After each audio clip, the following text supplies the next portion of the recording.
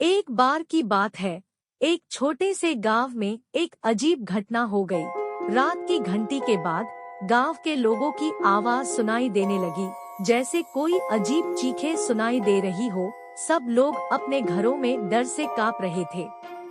जब दिन आया तो गांव के लोग देखा कि सड़क पर लाल रंग की कुछ अजीब निशानियां हैं और खून की धब्बे भी।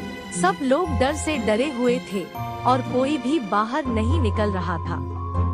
गांव में एक बुजुर्ग महिला रहती थी, जिनका कहना था कि यह सब एक भूतिया आवाज के कारण हो रहा है।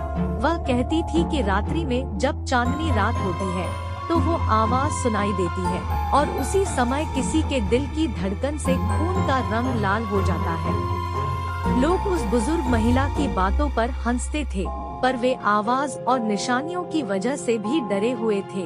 धीरे धीरे वे सभी गांव की चर्चा करने लगे और एक साथ मिलकर उस रहस्यमय आवाज का पता लगाने का प्रयास किया। एक दिन गांव के एक युवक ने रात्रि के समय खुद को उस स्थान पर रखा जहां से आवाज आती थी। जब आवाज फिर से सुनाई दी तो उसने देखा कि एक रात की रानी वहां खड़ी थी, जिसका रूप डरावना और भयंकर था। वह युवक डर से कांपते हुए उस स्थान से भाग गया और बताया कि वाकई गांव में एक भूत है, जिसकी आवाज सुनकर लोगों का खून लाल हो जाता है। गांव के लोग उसकी बातों पर विश्वास नहीं करते थे, लेकिन उनका डर बढ़ गया था। इसके बाद गांव के लोगों ने मिलकर एक प्रार्थना की और उस स्थान को परिस्थितियों की मार्गदर्शन में छोड़ दिया।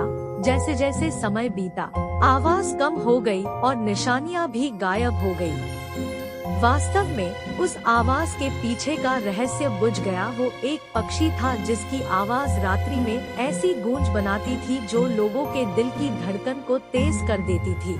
लोगों के खून का रंग लाल होता था क्योंकि उनका शरीर डर से कांपता था। इस घटना से लोगों को यह सीख मिली कि डर की वजह से ही अजीब-अजीब बातें हमारे दिमाग में उत्पन्न होती हैं और हमें असलियता को समझने की कोशिश करनी चाहिए।